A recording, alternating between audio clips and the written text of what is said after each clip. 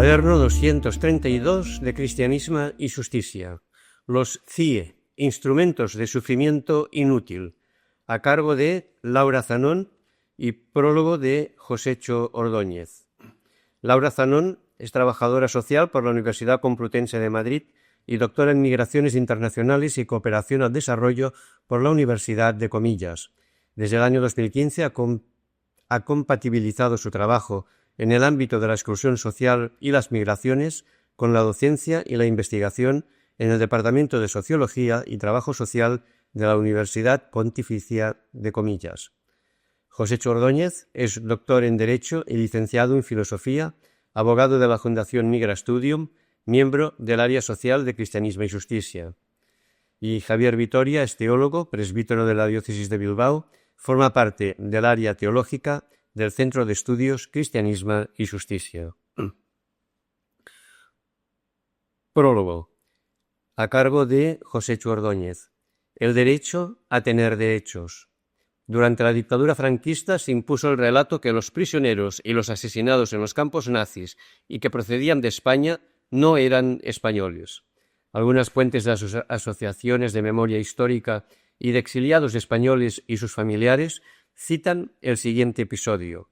Durante los encuentros preparatorios de la entrevista entre Franco y Hitler en Hendaya, que se celebró el 23 de octubre de 1940, Ramón Serrano Suñer, ministro español de Asuntos Exteriores, y Heinrich Himmler parece que trataron el caso de los republicanos españoles que se encontraban en la Francia ocupada por Alemania. Serrano Suñer habría asegurado a Himmler que no eran españoles. El hecho es precisamente la desnacionalización masiva, la retirada de la nacionalidad española alrededor de 500.000 españoles el año 1940, según cita la filósofa Hannah Arendt en su obra Los orígenes del totalitarismo. De repente, 500.000 de ciudadanos españoles se convirtieron en apátridas. Arendt realiza un fino análisis del problema de la apatridia entre 1920 y 1950. Para ella, convertirse en apátrida fue tanto como convertirse en un sujeto sin derechos humanos. Escribe que aunque los derechos humanos se suponía que eran universales e independientes de la existencia de un gobierno o de un Estado, resultó que en el momento en que los seres humanos no tenían su propio gobierno y habían de recorrer a sus mínimos derechos, no quedaba ninguna autoridad para protegerlos ni ninguna institución que desease garantizarlos. En la posguerra de la Primera Guerra Mundial se inventó el concepto personas desplazadas, las refugiadas, que englobaron también las apátridas, con el fin de evitar cualquier obligación de protegerlas. Esto pasó cuando se entendió que era imposible hacerse cargo materialmente de los refugiados y que las soluciones propuestas, la repatriación o la naturalización, resultaron un fracaso. Arendt afirma que el único sustitutivo práctico de una patria inexistente era un campo de internamiento. Ya en la década de los años 30, un campo de internamiento era el único destino que Europa podía ofrecer para la apatridia. Un campo de internamiento fue desde el principio el lugar perfecto para forzar a las personas a vivir al margen de una ley tangible, real. En los campos de refugiados de hace un siglo, los derechos humanos demostraron ser inaplicables, ya que había personas que o no eran ciudadanas de ningún Estado soberano o no pertenecían a ninguna comunidad. Una vez privados de estatuto legal, de derechos humanos, aislados del mundo de los vivos, los nazis entendieron que eran perfectamente superfluos. Ya no tenían derecho a tener derechos. Trasladémonos al año 2023. Las personas inmigrantes y refugiadas de nuestro tiempo tampoco tienen derecho a tener derechos, y es que hay ecos inquietantes del pasado en la manera como nuestras actuales democracias tratan a los inmigrantes y refugiados. Obligados a huir de guerras, de la miseria, de catástrofes naturales ocasionadas por el cambio climático y de la expoliación y depredación provocadas por nuestra política y nuestra economía, encuentran en nosotros una serie de discriminaciones insoportables. Hemos inventado una figura absurda y artificial, la de la persona ilegal, el sin papeles, alguien fuera de la ley que como persona se encuentra sin derechos porque es jurídicamente invisible. Está expuesta a todo tipo de vejaciones, a explotación y a discriminación, no solamente socioeconómica, sino jurídica. Según datos de la Fundación Por Causa, para el 2021, solamente en España, entre 350.000 y 500.000 personas están en esta situación. Este inmigrante ilegal, entre comillas, privado de derechos, se percibe como alguien absolutamente diferente, desigual. Por esta razón, la discriminación jurídica legitima la percepción racista. Las devoluciones en caliente, las expulsiones en la frontera, los internamientos en los CIE, los naufragios en el Mediterráneo son aceptables desde el racismo. Estos otros, los ilegales, no son iguales a nosotros antropológicamente, pero tampoco jurídicamente. No tienen los derechos que tenemos nosotros porque no pueden ejercitarlos.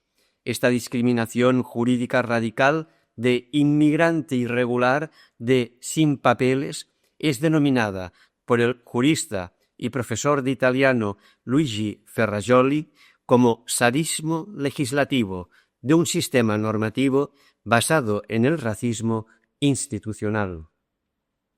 El escándalo de la existencia de inmigrantes ilegales pocas veces se ha proclamado con tanta acritud y acierto desde el pensamiento jurídico y académico. La consecuencia más evidente del sadismo legislativo es la criminalización del inmigrante clandestino. No se trata tanto de lo que éste haya hecho, eventualmente cruzar una frontera sin autorización para hacerlo, sino de quién es, cuál es su condición personal. Si es un criminal, puede estar sometido a castigos, puede ser privado de libertad, juzgado, deportado, separado de la familia, aislado de redes de solidaridad, acogida y hospitalidad. Este cuaderno nos habla de los CIE, campos de internamiento donde encerrar a los inmigrantes en situación administrativa irregular y expulsarlos a sus lugares de origen. Como escribió Foucault, el concepto de campo es aquel lugar definido y cerrado del cual no se puede salir, pero al que no es posible entrar, excepto si se es alguien destinado a ser objeto de internamiento. Por esta razón, el interior del campo es invisible desde fuera. No conseguimos ver qué pasa dentro, quién está internado ni por qué. El campo es opaco por naturaleza. Así pasa con los CIE, los modernos campos de internamiento en nuestro país. En el siglo XX, los refugiados y apátridas fueron personas sin derechos. Actualmente, nuestro mayor desafío es reconocer a los migrantes y refugiados como otros iguales a nosotros, con derecho a tener derechos. Es la única manera de tomarlos en serio los derechos humanos. Primer apartado. ¿Qué son los centros de internamiento de extranjeros? CIE. Con este cuaderno se pretende contribuir a conocer cada vez más los centros de internamiento de extranjeros, en adelante CIE. Las investigaciones e informaciones que hay publicadas analizan estos centros desde diferentes perspectivas, pero en este caso se propone un acercamiento humano a las historias, vivencias y relatos que quedan custodiados tras sus muros y silenciados cuando se produce la salida del CIE.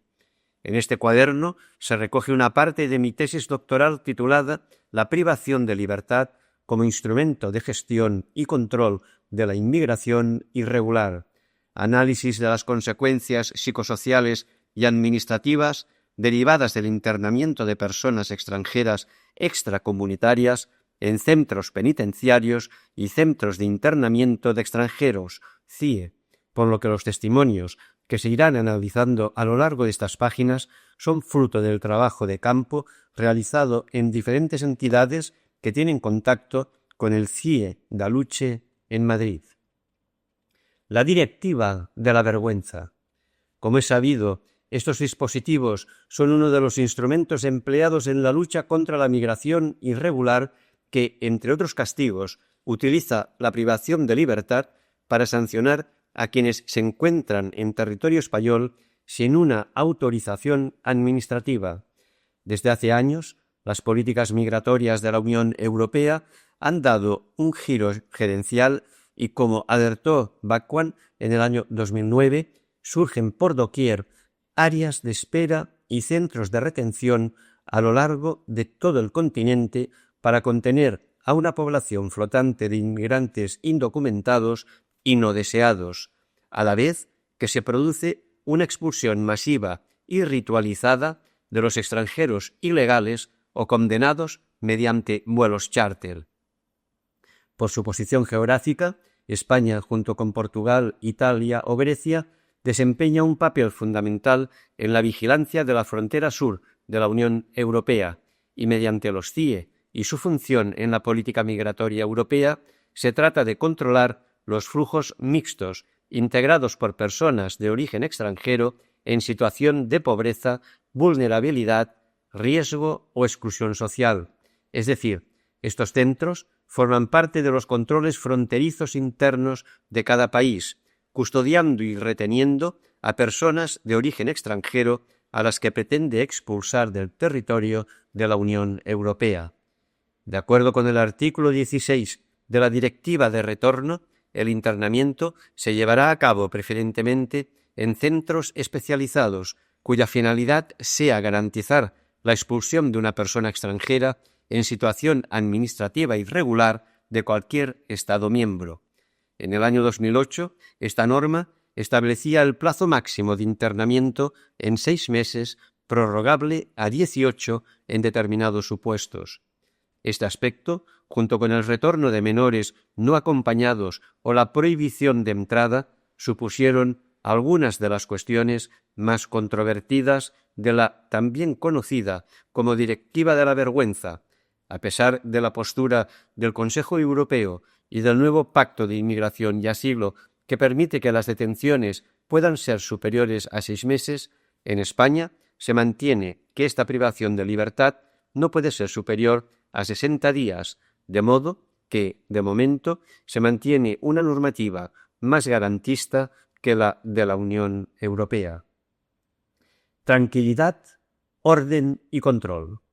En España, los CIE se regularon por primera vez hace 4 décadas mediante la Ley Orgánica 7/1985 de 1 de julio sobre derechos y libertades de los extranjeros en España, en cuyo artículo 26 se establece que el internamiento debe ser acordado por un juez como medida cautelar durante un periodo no superior a 40 días y en un centro no penitenciario. No obstante, y en palabras de García España, en los centros de internamiento de extranjeros se produce una privación del derecho fundamental a la libertad sin que medie un comportamiento delictivo. Consiste en última instancia en una prolongación de las 72 horas permitidas legalmente de detención policial con autorización judicial. Es decir, nos encontramos ante una privación de libertad impuesta a personas extranjeras que únicamente han cometido una infracción administrativa. No obstante, con ella se envían 2 mensajes muy claros a la ciudadanía. A la española, tranquilidad, orden y control de la inmigración irregular, según Manzanedo e Izuzquiza, y a la extranjera, miedo, persecución, hostigamiento y criminalización, según Manzanedo. De esta forma, los CIE son la visibilización invisible de la política del miedo, válvula de escape en época de crisis y al mismo tiempo fuente de sometimiento social. Sin embargo, más allá de cumplir una función de custodia y retención para personas extranjeras que van a ser expulsadas, se constata que en la actualidad están cumpliendo de facto otras 2 funciones. Por un lado, se han convertido en centros de primera acogida de personas extranjeras que llegan a España a través de la frontera sur y, por otro lado, debido al uso y abuso de la privación de libertad para gestionar la migración no deseada, son un obstáculo en el proceso de integración de personas migrantes que presentan un periodo de estancia más o menos prolongado en nuestro país. De esta forma, puede afirmarse que actualmente los CIE son unos de los dispositivos de deportación y centros de privación de libertad que están presentes en las 3 fases del control migratorio y que se han constatado como no lugares o espacios de infraderecho, en palabras de Lucas Martín. Segundo apartado, las personas que están dentro. Los datos revelan que el número de internamientos es muy superior al número de expulsiones que finalmente se ejecutan, por lo que puede inferirse que el estudio individual no se realiza con el debido rigor, contrariamente a lo que se recoge en la Recomendación 68/2013 del Defensor del Pueblo de 22 de mayo de 2013. De la teoría legal en España, una persona puede ser internada en un CIE si se produce cualquiera de las siguientes circunstancias: que sea parada e identificada en la calle por parte de la policía, que se la detenga cuando acceda al país por una vía no autorizada, que sea trasladada desde un establecimiento penitenciario a un centro de internamiento para proceder a su expulsión tras el cumplimiento de una condena penal. En aplicación del artículo 89 del Código Penal y del artículo 57.2 de la Ley de Extranjería, donde se recoge la sustitución de la pena de prisión por expulsión a aquellas personas condenadas por delito superior a 1 año.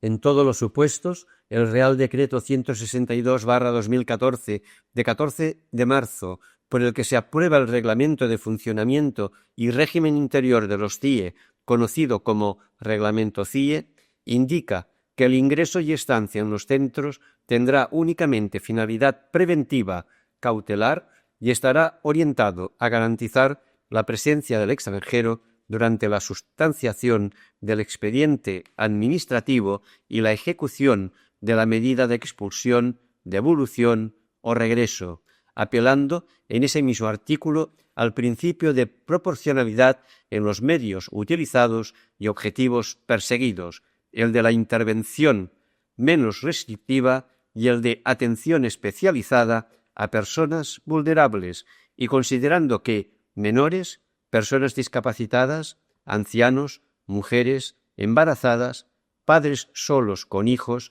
menores y personas que hayan padecido tortura, violación u otras formas graves de violencia psicológica, física o sexual son personas especialmente vulnerables.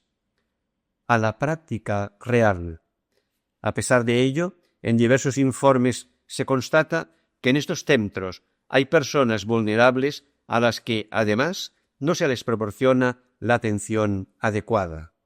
Menores no acompañados. Especialmente preocupante es la presencia de menores de edad.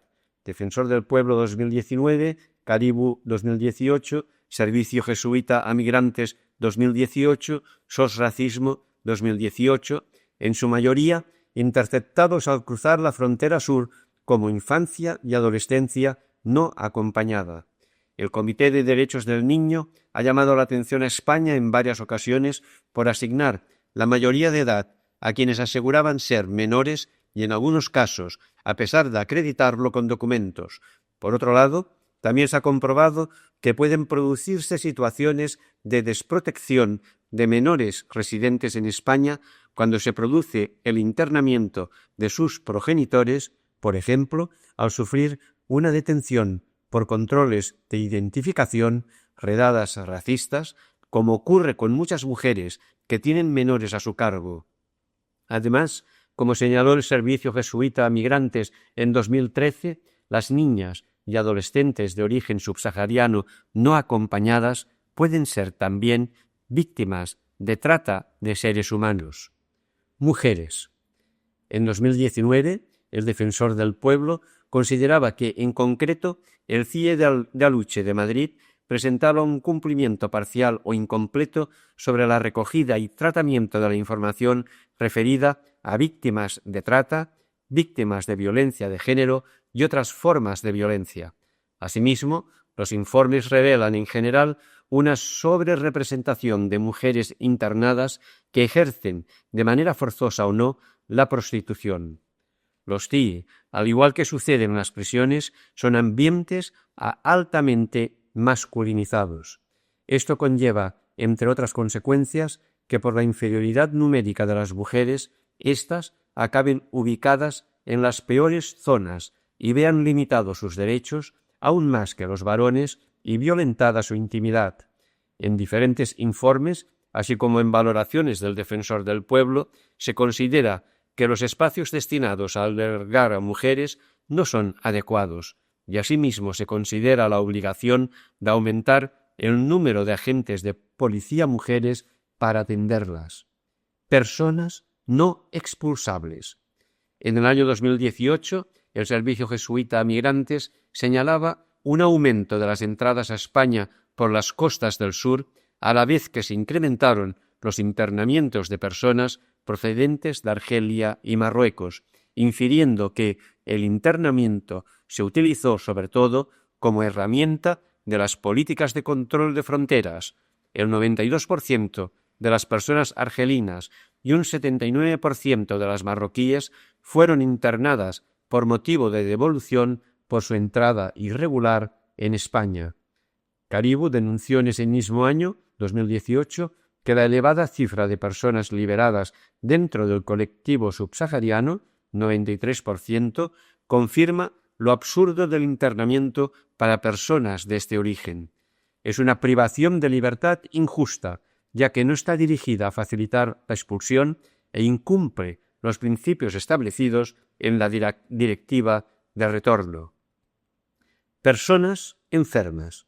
En 2018, Caribou y el Servicio Jesuita a Migrantes insistían en la necesidad de ofrecer atención médica y psicológica adecuadas, denunciando la insuficiente dispensación de medicamentos o la falta de sistematización en la realización de pruebas diagnósticas, a pesar de la presencia de personas que presentan algún tipo de enfermedad.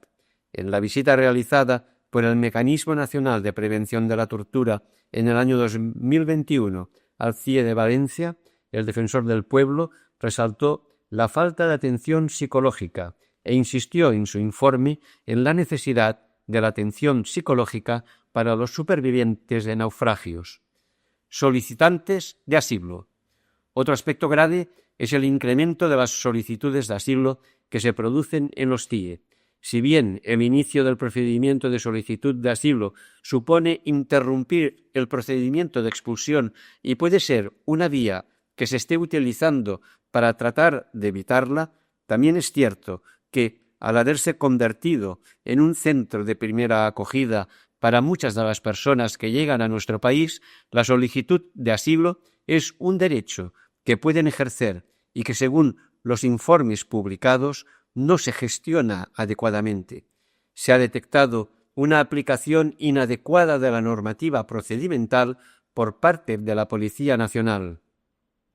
Debido al cómputo de los plazos, por días o por horas, teniendo la obligación de contestar igualmente en los días no hábiles por tratarse de una privación de libertad y estar pendiente de una expulsión, y este incumplimiento conlleva la transformación al proceso ordinario, en lugar del procedimiento de urgencia aplicable en este caso. Personas extranjeras comunitarias. A pesar de que la normativa europea no permite que se interne a personas extranjeras comunitarias, en la Guía Práctica de Asistencia Jurídica en Centros de Internamiento de Extranjeros, publicada por la Fundación Fernando Pombo en 2018, se documenta que, cuando el internamiento se haya producido como consecuencia de una expulsión acordada en un procedimiento de carácter penal, sí que tiene lugar el ingreso de ciudadanos comunitarios en un CIE, circunstancia que se ha visto propiciada por la reforma en 2015 del artículo 89 del Código Penal. Además, Es probable que en la práctica esta circunstancia se dé en más de un supuesto, debido a que hay muchos internamientos que se motivan en la expulsión por razones de orden público. Artículo 15.1 del Real Decreto 240/2007 de 16 de febrero sobre entrada libre, circulación y residencia en España de ciudadanos de los Estados miembros de la Unión Europea y de otros Estados parte en el Acuerdo sobre el Espacio Económico Europeo. Muñoz Ruiz, en 2014, señala el hecho de que el tiempo en el CIE no compute como ejecución de la pena de los problemas de internar en un CIE a personas condenadas por delitos con quienes no han delinquido y que debería emplearse solo para condenas que no supongan ingresar en un centro penitenciario, localización permanente, penas de prisión inferiores a 3 meses o responsabilidad subsidiaria por impago de multa. Es decir, nos encontramos con que el internamiento en el CIE, al no computar como pena, se produce un segundo internamiento entre la prisión y la ejecución de la expulsión que no formará parte de la condena penal de la persona. Además de lo señalado anteriormente, también hay un elevado número de personas extranjeras que son internadas en el CIE por encontrarse en una situación de irregularidad administrativa sobrevenida o por no haber podido regularizarse a pesar de residir en el país desde hace tiempo. Tercer apartado. La vida después del CIE. Las evidencias que han mostrado los estudios realizados sobre el impacto de la privación de libertad en población reclusa en cárceles constatan que ésta tiene importantes efectos negativos para la persona que lo sufre, lo que se conoce como prisionización física y prisionización psicológica.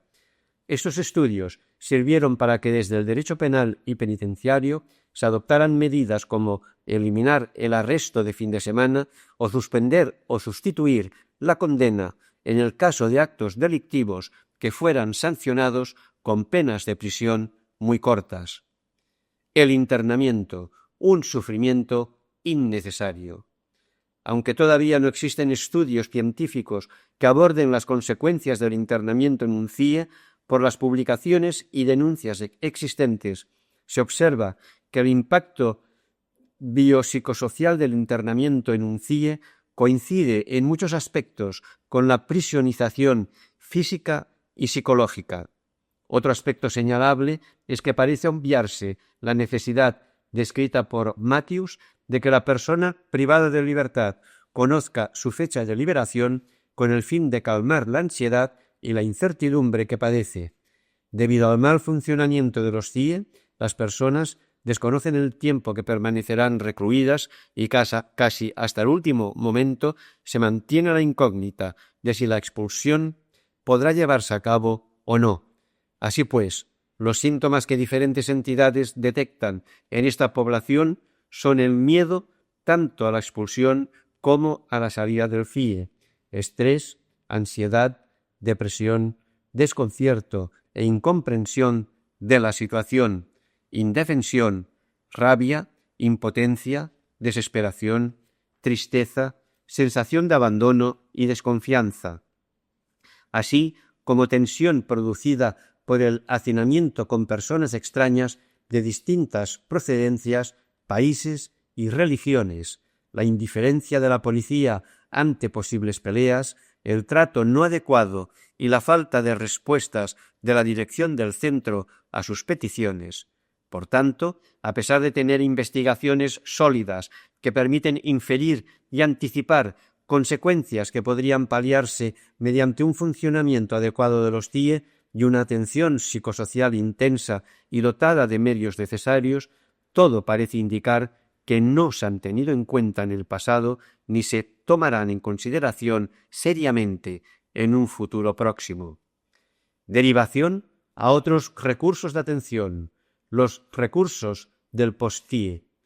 Según refieren las entidades que visitan los CIE de Aluche, otro fallo grave del funcionamiento de estos dispositivos es la enorme descoordinación que existe entre la dirección del CIE, Cruz Roja y el Ministerio de Inclusión, Seguridad Social y Migraciones. Según se puede apreciar en el siguiente testimonio proporcionado por una trabajadora de la entidad humanitaria encargada de la atención social dentro del CIE de Aluche, uno de cuyos principales cometidos es la derivación a programas de ayuda humanitaria o de asilo, cuando las personas no cumplen este perfil, suelen acabar ayudadas por su propia red étnica, familiar o social, en el caso de que cuenten con ella, o acaban acudiendo a recursos para personas sin hogar. Dice así: cuando salen a la calle y no tienen ningún sitio donde ir, nosotros intentamos con nuestros propios medios derivarlos a nuestros programas. Pero hay veces que no tienen cabida o, por ejemplo, no hay plazas, pues intentamos hablar con otras entidades a ver si tienen plaza, por ejemplo, de ayuda humanitaria, pero hay que hablar con el ministerio, porque esas asignaciones las hace el ministerio, no las hacen las propias entidades. También les damos información sobre albergues municipales, a qué otras entidades pueden acudir, porque sabemos que les ayudan puntualmente. De la trabajadora de entidad humanitaria encargada de la atención social dentro del CIE de Aluche. No obstante, diferentes entidades que visitan los CIE aseguran que suelen detectar casos en los que la persona no cuenta con la información suficiente cuando es puesta en libertad. Testimonio de una persona voluntaria del CIE de Aluche. De hecho, una cosa que hemos denunciado desde hace muchos años es cuando se ponía a la gente a las 3 de la mañana en libertad sin ningún recurso en la puerta del CIE, y era gente que tenía que haber ido a recursos de ayuda humanitaria o gente que la habían traído porque no había CIE en Galicia o en Asturias. Tenían allí su vida y de golpe se ven en Madrid sin dinero. Eso son fallos básicos de estrategia social, de asegurar que esa persona pueda llegar en autobús a su casa. Es decir, cuando se produce la liberación, son pocas las personas que cuentan con un soporte institucional para ayudarles a sobrevivir después del internamiento. Además, como hemos visto, suele tratarse de personas prácticamente recién llegadas a nuestro país que inician el proceso de solicitud de asilo o que, dada su situación, consideran que pueden beneficiarse de ayuda humanitaria. No obstante, como hemos señalado antes, un gran número de personas son arrojadas a la exclusión social más severa, teniendo que recurrir a los recursos de personas sin hogar. Como se verá en el epígrafe siguiente, estos casos suponen un problema para esta red de atención, no solo por la sobrecarga de atenciones, sino por tener que atender a personas que no se corresponden con el perfil tradicional del colectivo en el que están especializados. En este sentido, el Defensor del Pueblo recomienda asegurar las plazas suficientes para los contingentes de llegadas, puesta en libertad de personas que han sido internadas tras llegar en patera y no tienen perfil de persona refugiada. La clandestinidad oficial. Tras la salida del CIE, las conocidas como personas inexpulsables son una de las consecuencias más sangrantes del funcionamiento actual de los centros de internamiento. La falta de rigurosidad por parte de jueces y policías a la hora de fundamentar y autorizar un auto de internamiento sin realizar un estudio individualizado previo, como exige la normativa, da lugar a que se produzcan internamientos de personas que, finalmente, no van a poder ser expulsadas. El siguiente fragmento recoge la opinión de un abogado experto en extranjería, quien expresa la desconcertante situación a la que se ven abocadas estas personas. Dice así: algunas, porque no pueden ser expulsadas, porque no los acepta el país de origen; otras, que se niegan a documentar, porque los países no documentan; o aquellas que España sabe que no puede expulsar por la situación objetiva de riesgo que puedan tener en sus países de origen. Entonces, en toda esa casuística hay de todo. Nosotros los llamamos los benditos inexpulsables, que según la directiva de retorno tienen que ser documentados no puede haber otra, pero no se está cumpliendo, no se cumple. Existen diversos motivos por los que no puede ejecutarse una expulsión, como por ejemplo que el estado de origen o de tránsito no acepte la devolución de esa persona, que no haya vuelos disponibles o que la persona se niegue a subir al avión. Otro motivo es que el tiempo máximo de internamiento se haya cumplido y la normativa obligue a que se produzca la liberación.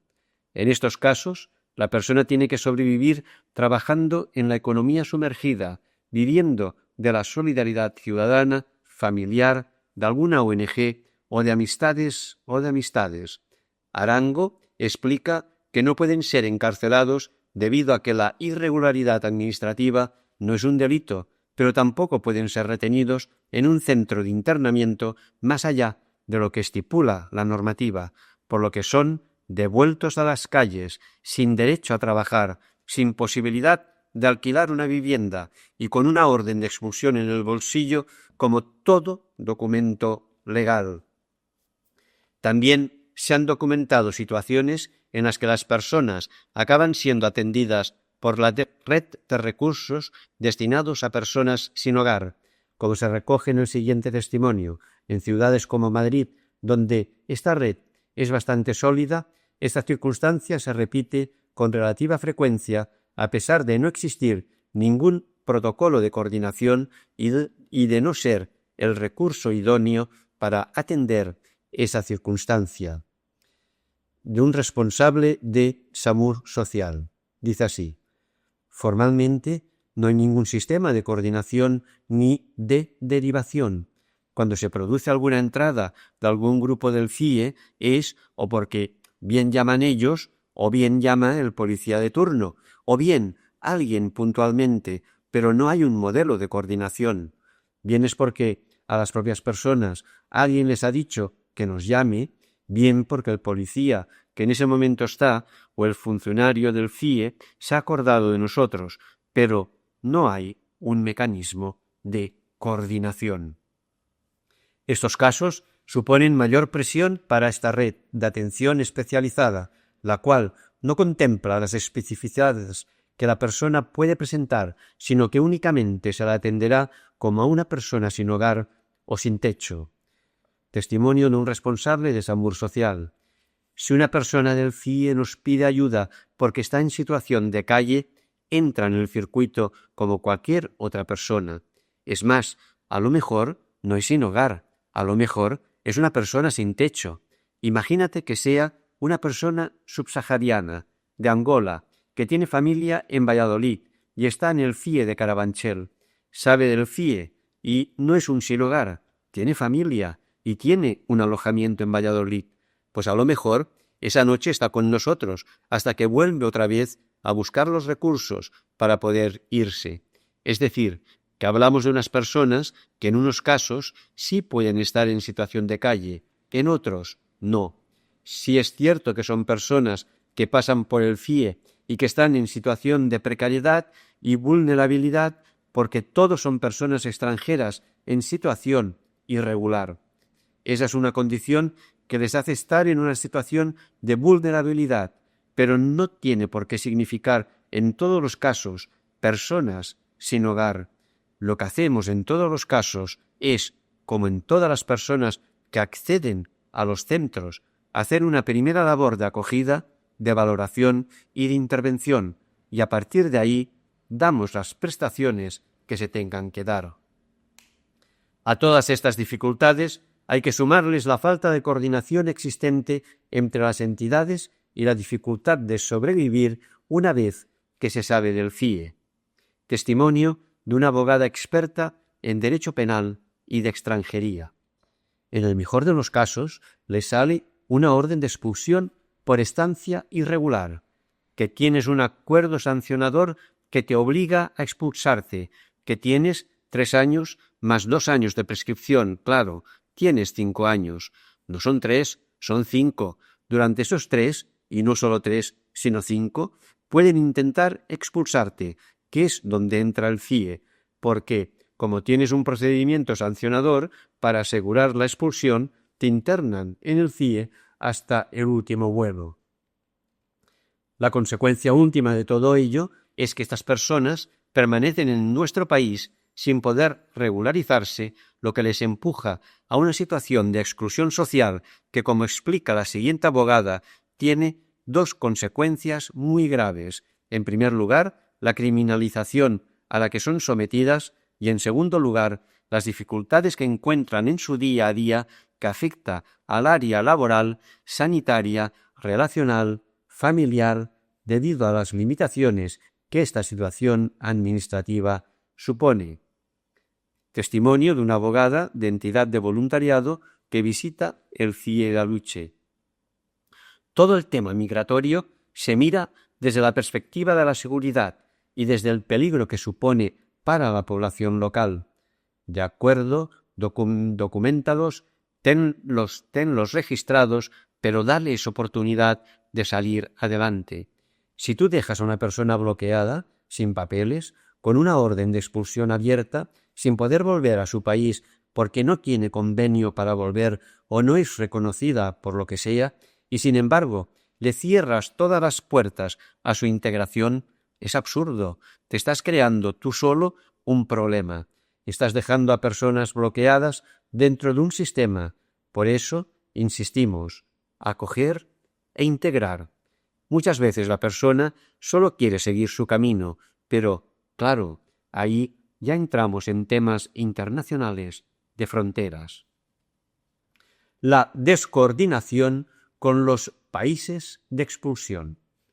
El principio de no devolución recogido en diferentes tratados, así como en el artículo 33.1 de la Convención de Ginebra y en el artículo 3 del Convenio para la Protección de los Derechos y de las Libertades Fundamentales, señala que ninguna persona puede ser devuelta al país del que procede si se prevé que existe un riesgo para su vida o para su integridad física.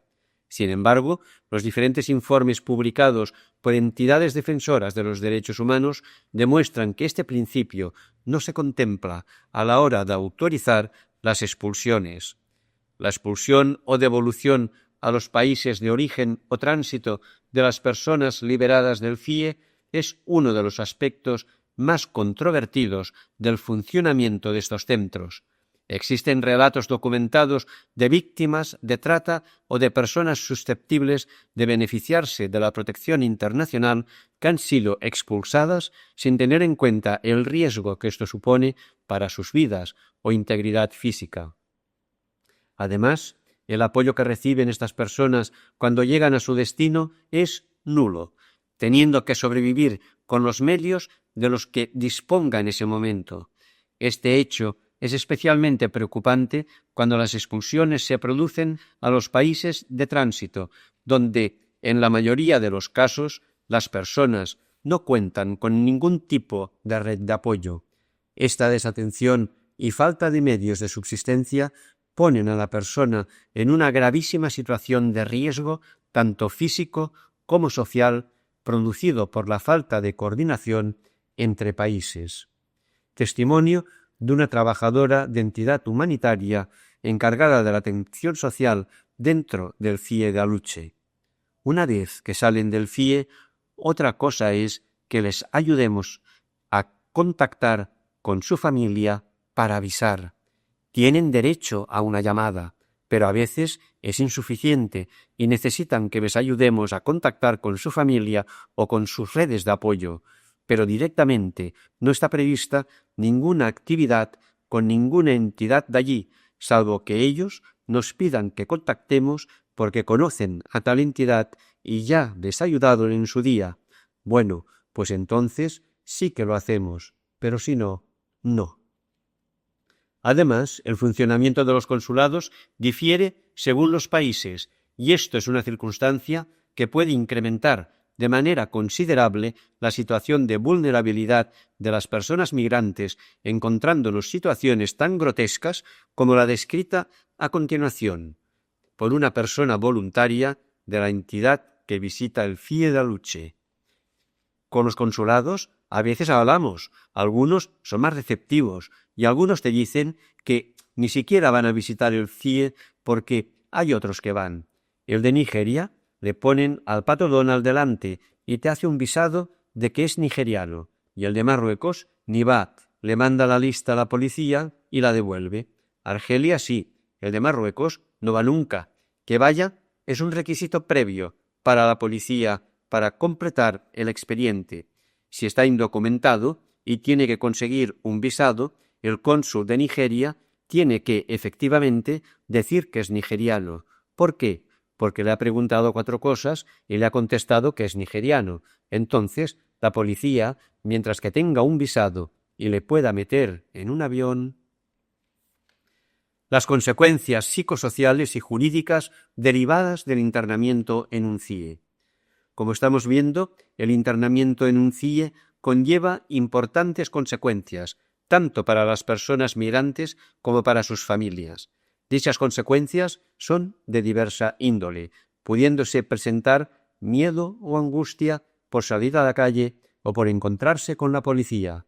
Esta reacción también se observa en personas presas cuando salen a la calle por primera vez, o encontrarse con que para vivir tienen que trabajar en la economía sumergida. La economía sumergida, la solidaridad de personas concretas y entidades muchas veces son los medios de subsistencia fundamentales con los que cuentan estas personas. Testimonio de un cura de una parroquia de un barrio de Madrid.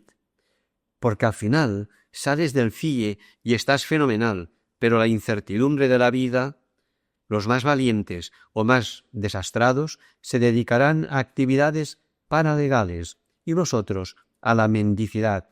Es que no hay otra alternativa, digo que no hay una vía intermedia legal y formalmente aceptable. Como hemos señalado anteriormente, aunque en España el plazo máximo de privación de libertad en un CIE no puede superar los 60 días, este lapso de tiempo tiene consecuencias muy graves para las personas que lo han sufrido. Testimonio de un cura de una parroquia de un barrio de Madrid. Pero cuando has pasado por un CIE, mucha gente nos decía: «Joe, pero si yo estaba trabajando, yo tengo mi familia, si yo tengo mi vida normal». Y eso se ha truncado. En opinión del trabajador de la red de personas sin hogar, a pesar de las graves consecuencias del internamiento, estas personas presentan un deterioro menor que personas que presentan un sinhogarismo crónico o que aquellas que han cumplido condena durante muchos años. Testimonio de un responsable de Samur Sociale. Evidentemente, hay una diferencia, y es que la persona que accede al CIE está en menor situación de deterioro personal. Las personas que salen de la cárcel y llegan a la red de personas sin hogar, muchos de ellos ya estaban en calle y han accedido a la cárcel desde la calle porque han vuelto a cometer un delito. Estamos hablando de personas con un proceso importante de desarraigo y de exclusión.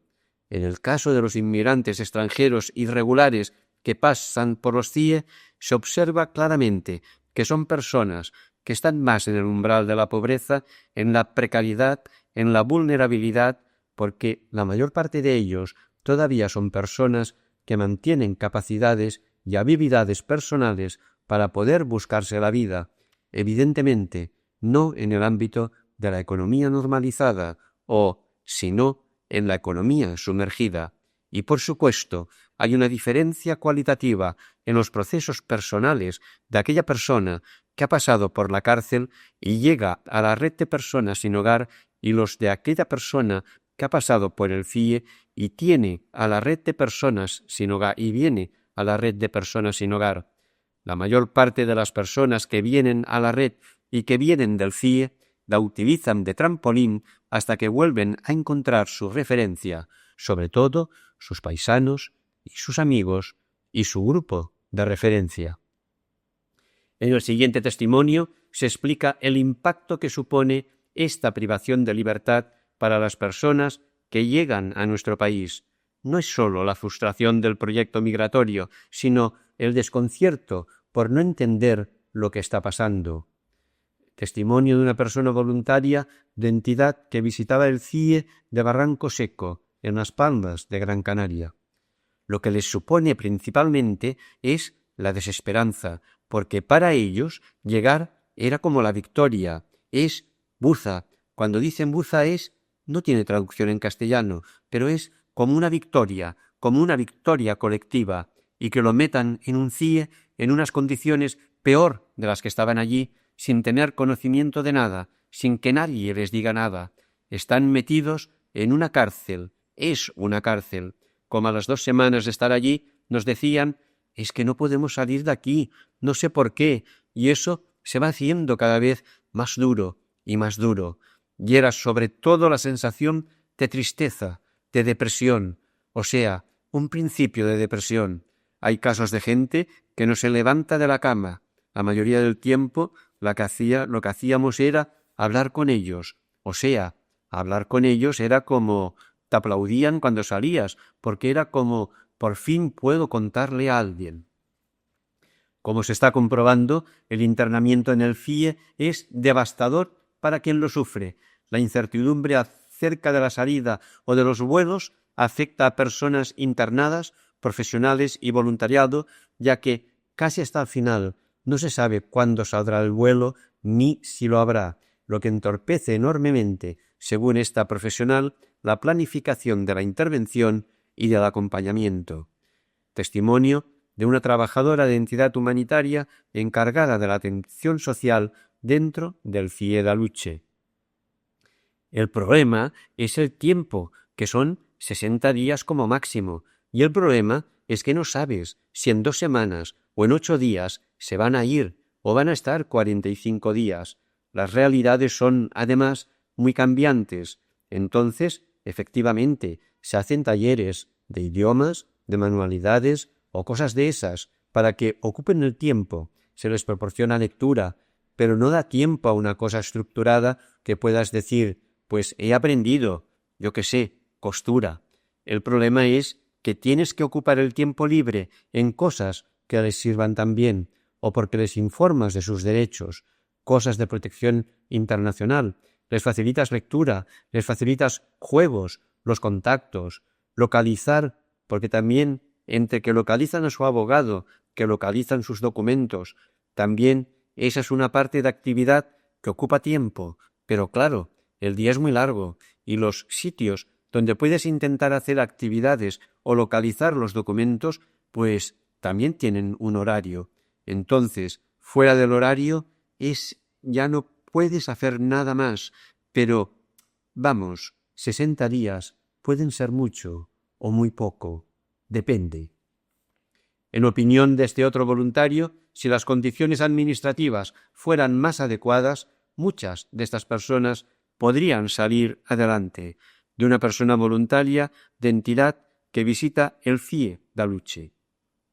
Las posibilidades de inserción social son elevadísimas. Hay un discurso muy interesado de que vienen a quitarnos el trabajo y de que vienen a no sé qué, y eso es mentira, porque ellos trabajan en lo que nadie quiere trabajar aquí, ni siquiera cuando hemos estado en circunstancias de crisis aguda, porque nadie se pone a trabajar limpiando la mierda de los caballos como está un chico en Valladolid, y nadie se pone a cuidar ancianos. Aunque habrá de todo, estoy haciendo un poco de demagogia, y son trabajos que hacen ellos. Cuando les regularizó Zapatero en el 2005 a 600.000, era porque era el boom de la construcción y hacía falta mano de obra. La regularización documental puede iniciarse por circunstancias humanitarias y otros supuestos: ser descendiente o ascendiente de españoles, ser familiar de un ciudadano de la Unión Europea, poder demostrar un periodo de estancia de 3 años en España, haber colaborado con las autoridades fiscales, policiales, etc. Y si cualesquiera de estos requisitos se concurrieran una persona, ésta no debería haber sido internada en el CIE, debido a que tendría una situación que impide la posibilidad de que sea expulsada. No obstante, en los diversos informes que hay publicados sobre los CIE se documentan casos en los que, a pesar de concurrir estas circunstancias, las personas son internadas. Conclusiones. Como se ha tratado de exponer en este cuaderno, los CIE son una herramienta más de las políticas migratorias actuales con gravísimas consecuencias para las personas que son detenidas e internadas en ellos.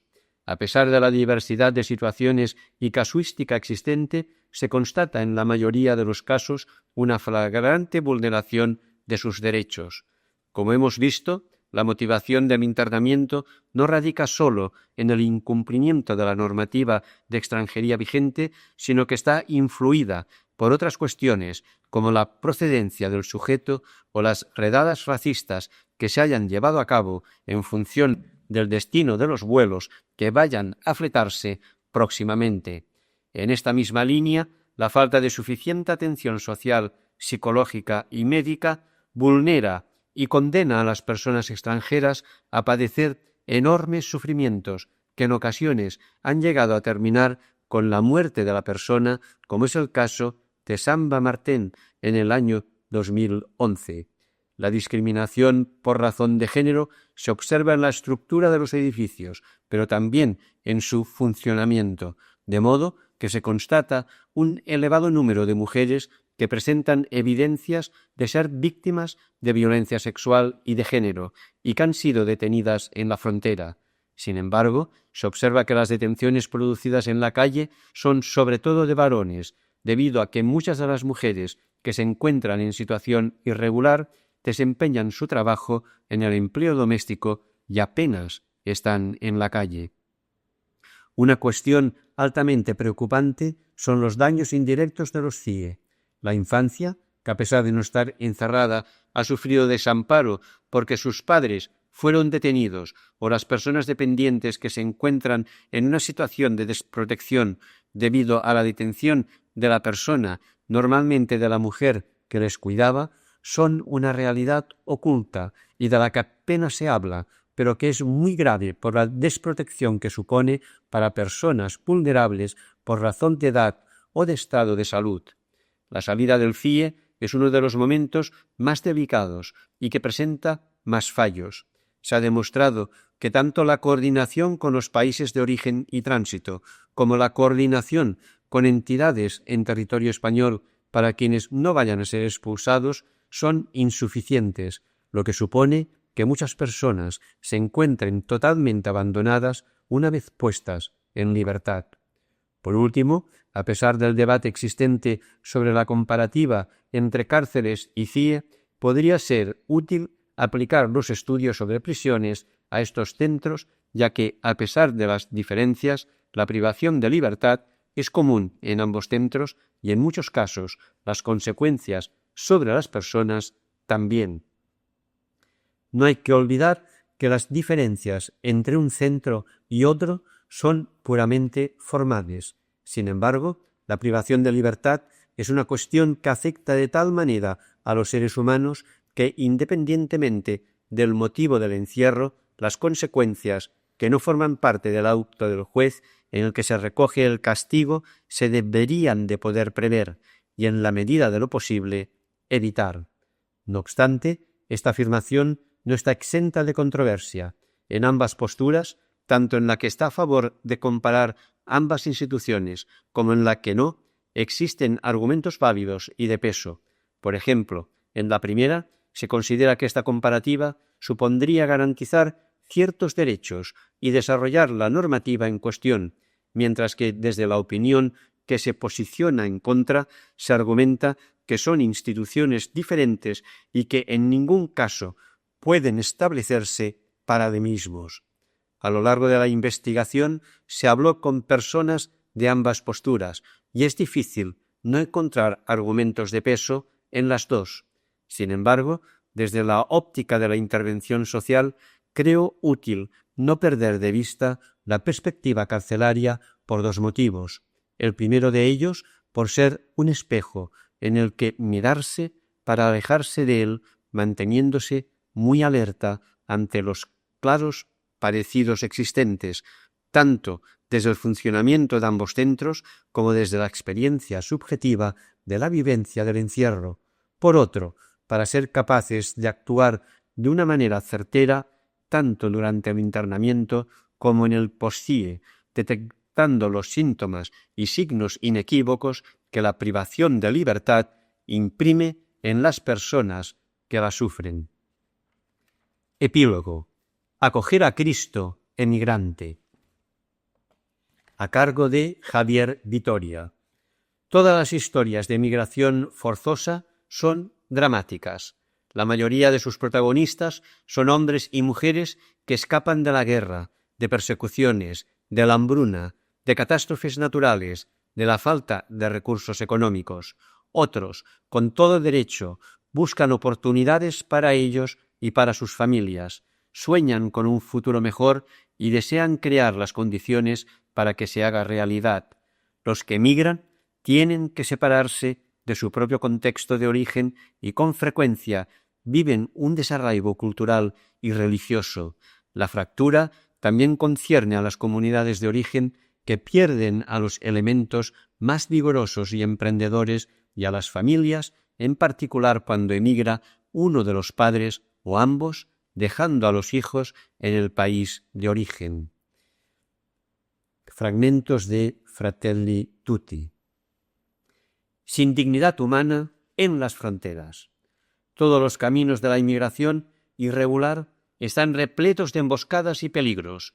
Traficantes sin escrúpulos, a menudo vinculados a los cárteles de la droga y de las armas, explotan la situación de debilidad de los inmigrantes que a lo largo de su viaje con demasiada frecuencia experimentan la violencia, la trata de personas, el abuso psicológico y físico y sufrimientos indescriptibles.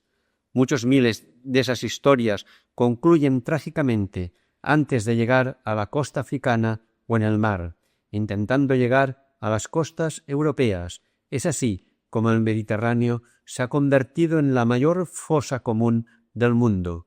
Quienes por fin superan las pruebas llegan a la frontera sur de Europa, en nuestro caso España, cargados de esperanza y gritando «Pausa», un término que por lo visto no tiene traducción en castellano, pero con el que quieren proclamar y celebrar el éxito de su llegada como una victoria colectiva. A partir de este momento, a los recién llegados, ¿qué les espera en la sociedad española? Se encontrarán con el rechazo de las leyes, la indiferencia, por su suerte, de la mayoría de la ciudadanía, la xenofobia, la acogida de una minoría de ciudadanos y de un puñado de organismos y la incertidumbre sobre su futuro. No hay final feliz para ellos. El drama continúa. Devoluciones en caliente o legales, abandonados a su suerte en la calle, ingresos en los CIE. Así nos lo recuerda el Papa Francisco. Para colmo, en algunos países de llegada, los fenómenos migratorios suscitan alarma y miedo, a menudo fomentados y explotados con fines políticos. Se difunde así una mentalidad xenófoba de gente cerrada y replegada sobre sí misma. Los migrantes no son considerados suficientemente dignos para participar en la vida social como cualquier otro, y se olvida que tienen la misma dignidad intrínseca de cualquier persona. Por lo tanto, deben ser protagonistas de su propio rescate. Nunca se dirá que no son humanos, pero en la práctica, con las decisiones y el modo de tratarlos, se expresa que se los considera menos valiosos, menos importantes, menos humanos. En Fratelli Tutti 39. Cuando eso escribo, parece que el flujo de acogida de migrantes se va a ampliar, porque carecemos de mano de obra para algunas profesiones muy sensibles en temporada turística vacacional. Procederemos a la desescalada de siempre. Los derechos humanos convertidos en derechos de los ciudadanos se convierten en derechos de los que tienen un puesto de trabajo.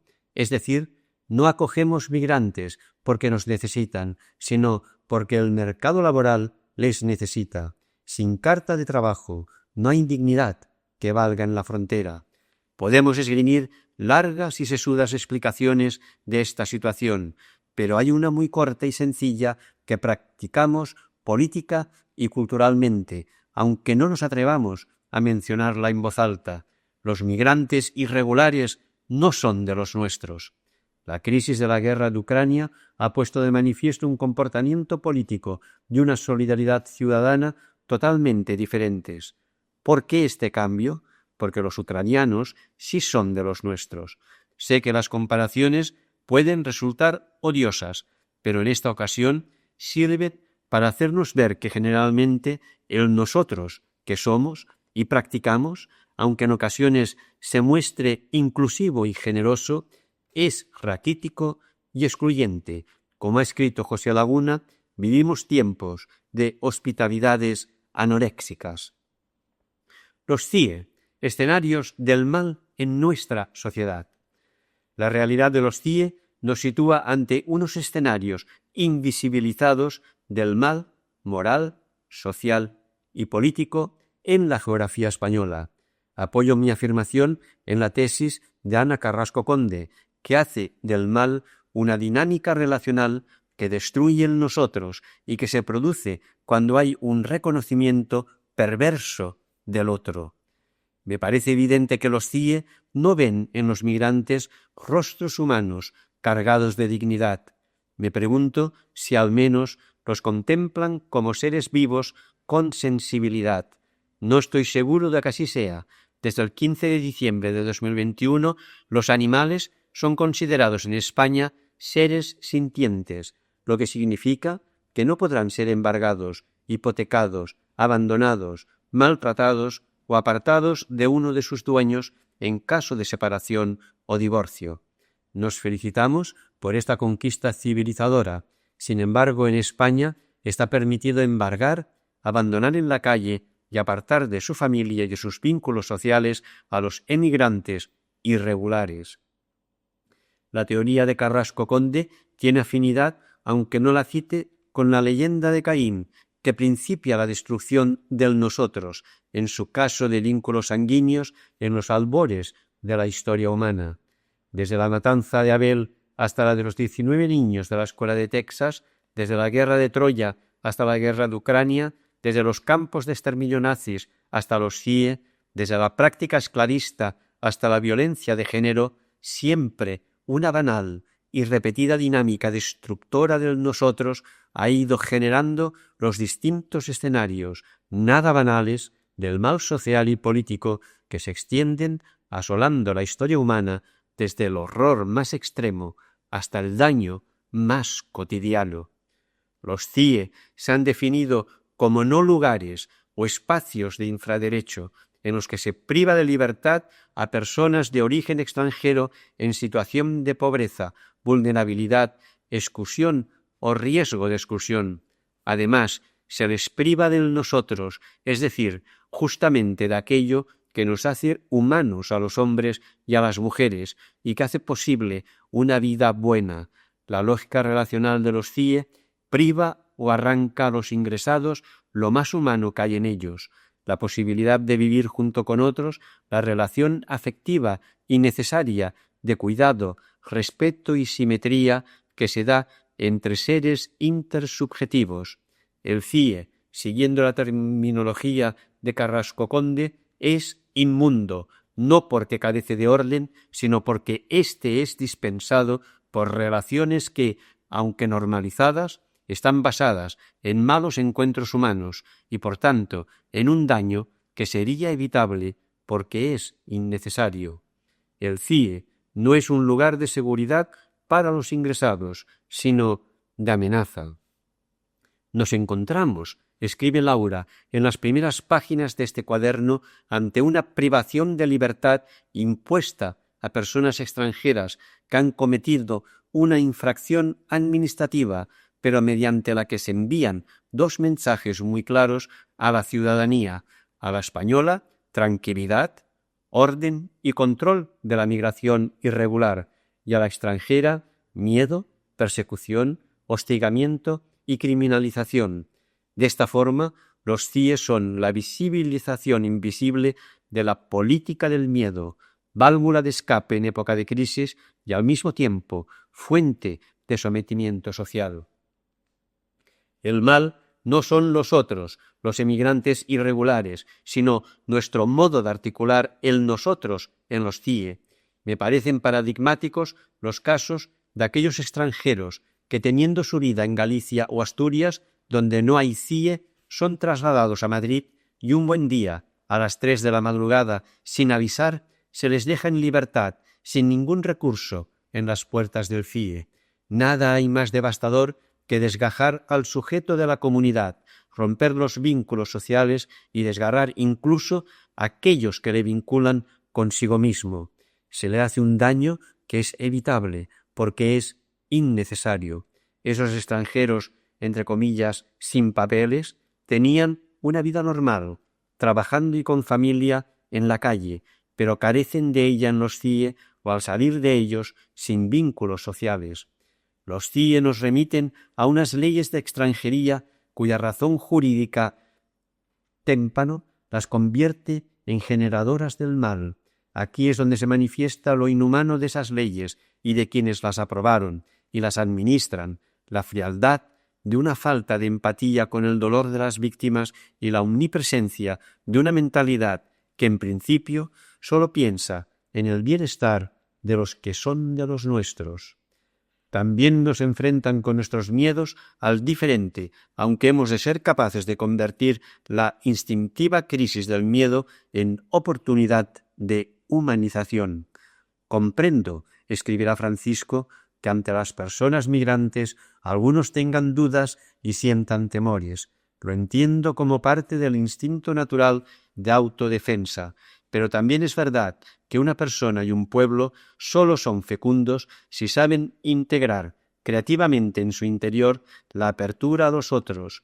Invito a ir más allá de esas reacciones primarias, porque el problema es cuando esas dudas y esos miedos condicionan nuestra forma de pensar y de actuar hasta el punto de convertirnos en seres intolerantes, cerrados y quizás, sin darnos cuenta, incluso racistas.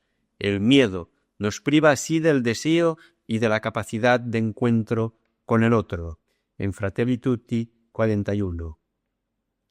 La existencia de los CIE pone de manifiesto ese yo gigantesco en el que vivimos encaramados, que nos ciega, nos impide ver los rostros vulnerables y desolados de los emigrantes irregulares y nos hace indiferentes ante su sufrimiento. Acabamos pensando que la cotidianidad de su situación y de todo lo que les sucede es señal de su normalidad. La aprobamos sin pensar y miramos para otro lado.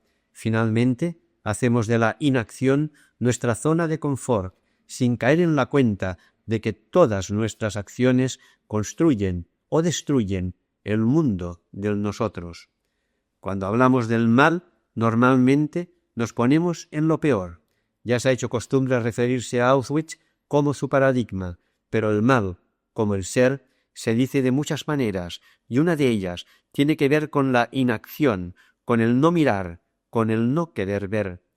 Ayer les pasó a los alemanes con los campos de exterminio, y hoy a nosotros con los CIE y con otros escenarios del mal. También dice el mal la tan practicada pereza indignada del sofá. Los griegos definen al idiota como el sujeto al que no le interesa el bien público. El idiota, hipermoderno, es el indignado que se sienta en el sofá a lanzar tweets haters sin mover un dedo por nadie, según José Carlos Ruiz. La inevitabilidad del mal como excusa para no hacer nada. Obviamente, el mal está en la historia y parece inextirpable y consustancial al ser humano. Sin embargo, esta constatación no debiera servirnos de disculpa para caer en la impasible creencia de su inevitabilidad, es decir, de excusa para no hacer nada. La historia no es algo independiente de los seres humanos. No estamos predeterminados a caer en el mal, condenados por un lado oscuro o por un pecado original. Lo que se repite no es el mal, sino nuestra actitud ante él. Somos nuestros actos y nuestros actos se mueven por dinámicas que pueden cambiarse sin necesidad de convertirnos en héroes o de inmolar a lo bonzo nuestras vidas. Los seres humanos somos capaces de establecer formas de relacionarnos con otros que estén basadas en la apertura al otro y que, sin duda, nos harán más humanos. La clave está en enfrentarnos a la siguiente pregunta: ¿qué significa ser humano? Sé que existen plurales respuestas teóricas e infinidad de contestaciones prácticas, pero si la respuesta es vivir junto con otros o la consideración de que la característica básica del ser humano es la apertura al otro, entonces ya no nos bastará con sobrevivir en medio de los conflictos sociales y se abrirán ante nosotros un sinfín de posibilidades de acoger e integrar a los emigrantes irregulares en el nosotros. Obviamente, algún precio tendremos que pagar por hacernos cargo y encargarnos de hacer posible un nosotros inclusivo, o dicho de otra manera, por practicar la ley de la hospitalidad incondicionada e infinita que trasciende pactos y contratos y exige abrir el hogar político a quien lo precise, según la de la Cortina. Nada de esto será posible sin cargar con el conflicto. Ampliar el nosotros para acoger e integrar al emigrante no será fruto de una emotividad blanda e intermitente, sino de un acto político, disidente y cómplice que decide acoger al indocumentado, destruir concertinas, cerrar los CIE y plantar cara a las leyes de extranjería. La responsabilidad fraterna de la Iglesia con el mundo de la inmigración. Las migraciones constituyen ya un elemento determinante del futuro del mundo, pero están afectadas, como hemos visto, por una pérdida del sentido de la construcción del nosotros o de la responsabilidad fraterna sobre el que se basa toda sociedad civil. Europa, advierte el Papa, en Fratelli Tutti 40, corre serios riesgos de ir por esa senda. Sin embargo, no todo está perdido. Inspirándose en su gran patrimonio cultural y religioso, tiene los instrumentos necesarios para defender la centralidad de la persona humana y encontrar un justo equilibrio entre el deber moral de tutelar los derechos de sus ciudadanos por una parte y por otra el de garantizar la asistencia y la acogida de los emigrantes. Las iglesias europeas y los cristianos en particular hemos de encontrar en el texto una llamada a ejercer nuestra obligación misionera y moral de participar en la defensa de esa centralidad y en la búsqueda de ese justo equilibrio. A nuestro patrimonio religioso pertenece una tradición antropológica entregada por Jesús de Nazaret y su espíritu que nos dice que la humanidad es un proyecto divino de fraternidad humana, universal e inclusiva de los muertos, por ejemplo, de los olvidados en la fosa común del Mediterráneo, y cada ser humano un proyecto de hermano. Esta tradición antropológica de la que somos portadores desde hace 2000 años es reflejo, imagen y semejanza del monoteísmo relacional que confesamos y la fundamenta.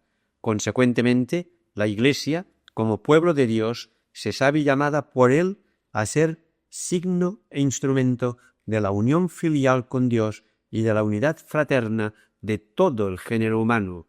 Y todos y cada uno de los cristianos estamos emplazados por el Evangelio a ser sal y luz en el mundo y en nuestro tiempo. En el siglo XXI, el pueblo de Dios ha de actualizar su vocación y responsabilidad fraterna para constituir un nosotros inclusivo en presencia del fenómeno migratorio y en una Europa abducida por la cultura del primero yo. Ello le plantea primeramente la necesidad de activar en su seno el deseo de fraternidad universal. Los cristianos no creemos en ella como la utopía soñada por los mejores miembros de la humanidad, sino como el sueño promesa cumplido de Dios que, como la mujer que amasa el pan, ha introducido en el mundo la levadura del reino de la fraternidad por medio de Jesucristo y de su Espíritu. Este desafío trae consigo la necesidad de guardarnos de la levadura de la indiferencia cultural y del individualismo posesivo del neoliberalismo rampante. Nadie está del todo limpio de los efectos deshumanizadores de estos fermentos, a pesar de la presencia de un número significativo de miembros de la Iglesia en los diversos escenarios de la emigración irregular. tratando de cambiar las políticas de extranjería y acompañando a los emigrantes con su presencia balsámica. Sin embargo, la mayoría de los miembros de la Iglesia necesitamos volver a Mateo 25, 31 a 46 y dejarnos juzgar por el Dios extranjero que sale a nuestro encuentro demandando acogida en los migrantes irregulares que nos solicitan un hogar político entre y con nosotros. El Cristo de la gloria y de la consolación mayor nos apremia con su petición de atención y desvelos en nombre de los extranjeros, sus vicarios en el infierno y la desolación de la irregularidad. Cuanto hagáis a uno de estos hermanos míos más pequeños, a mí me lo hicisteis. Nos ruega encarecidamente que no hagamos oídos sordos a su pregunta: ¿sois o no sois un pueblo de acogida? La situación eclesial ante la emigración, la inacción de tantos cristianos practicantes, me hace recordar y recrear el sermón de Montesinos en La Española en 1511 contra los abusos de los conquistadores. Decid, ¿con qué derecho y con qué justicia tenéis en tan cruel y horrible situación a estos seres humanos? ¿Estos no son hombres? ¿No tienen dignidad humana? ¿No debemos comportarnos con ellos fraternalmente, como señala el artículo 1 de los derechos humanos y reclama la oración del Padre Nuestro? ¿Cómo estáis en tanta profundidad de sueño, tan letárgico dormidos? Pienso que si frecuentemente se nos recordara el sermón del fraile dominico en las Eucaristías dominicales, nos podría ayudar a despertar. Pero no puedo seguir adelante sin recordar que hay cristianos que han traspasado una raya roja. Es inaceptable, dirá el Papa Francisco, que los cristianos compartan una mentalidad que en la práctica, con las decisiones y el modo de tratar a los emigrantes, expresa que se los considera menos valiosos, menos importantes, menos humanos. Cuando así se actúa o se apoya en esas prácticas, se hace prevalecer ciertas preferencias políticas por encima de hondas convicciones de la propia fe, la inalienable dignidad de cada persona humana, más allá de su origen, color o religión, y la ley suprema del amor fraterno. Atención, simpatizantes y votantes de la extrema derecha. Responsabilidad fraterna y ciudadanía inclusiva. La responsabilidad fraterna nos llama a acompañar y a auxiliar la cultura de la ciudadanía en el siglo XXI, que tiene una fuerte tendencia hacia la abstracción. Frecuentemente se despliegan declaraciones retóricas sin atender a la realidad concreta. El pragmatismo y posibilismo de sus políticas, la renuncia a los componentes utópicos y el desatender los requerimientos de regeneración son algunos de los síntomas. En contacto con la lectura de la fraternidad, el ejercicio de la ciudadanía se puede sentir invitado a liberarse de corruptelas y, sin duda, recibirá impulso y orientación para su reconfiguración sobre la base de derechos sin fronteras. La responsabilidad fraterna busca universalizar la dignidad humana y ampliar, aunque solo sea medio palmo, la inclusividad del nosotros, que pasa por la exigencia de desnacionalizar la ciudadanía y desterritorializar su anclaje, es decir, lograr que la ciudadanía gravite sobre la dignidad del ser humano y la centralidad de la vida humana, y así cualquier persona en cualquier parte del mundo, con independencia de la ciudadanía y lugar de residencia que indique su pasaporte, tendrá derecho a los bienes comunes y a los bienes de justicia, que será respetado y garantizado por los poderes públicos. La acción política movida por la fraternidad, escribe Josep María Esquirol, nunca carece de alma ni de ánimos, y nunca es acción política degenerada, ni nunca es apariencia de acción política. Todos sus frutos, por pequeños que sean, forman parte de la comunidad que vive, que no es una comunidad idílica, ni utópica, ni perfecta, ni angelical, ni paradisíaca, sino la comunidad humana, imperfecta, pero acogedora y curadora. La comunidad en cuyo seno la paz no es correlación de fuerzas ni la estabilidad del sistema, sino la mirada y el gesto de uno por el otro. La comunidad que vive corresponde a lo que Chakpatok llama solidaridad de los conmovidos, que es la solidaridad de los que relativizan todo lo que es relativizable y que por eso se juntan. Hasta aquí el cuaderno 232 de Cristianisme y Justícia.